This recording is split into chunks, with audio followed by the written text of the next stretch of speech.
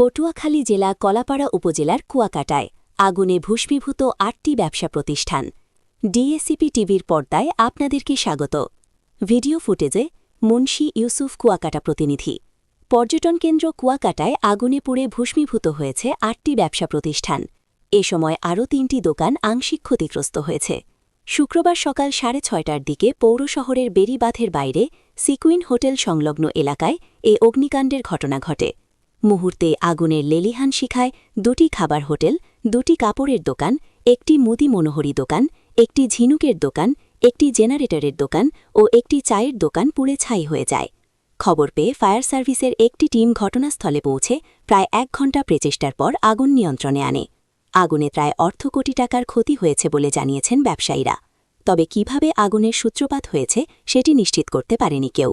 Kalapara fire সার্ভিসের in charge Abul Hossain বলেন, সকাল ৮টার দিকে খবর পাওয়ার পর ঘটনাস্থলে পৌঁছে ১ ঘণ্টার প্রচেষ্টার পর আগুন নিয়ন্ত্রণে আনি। আগুনের সূত্রপাত ও ক্ষয়ক্ষতির পরিমাণ তদন্ত সাপেক্ষে বলা যাবে। ডিএসিপি টিভির সাথে থাকুন, লাইক ও শেয়ার কমেন্ট করুন।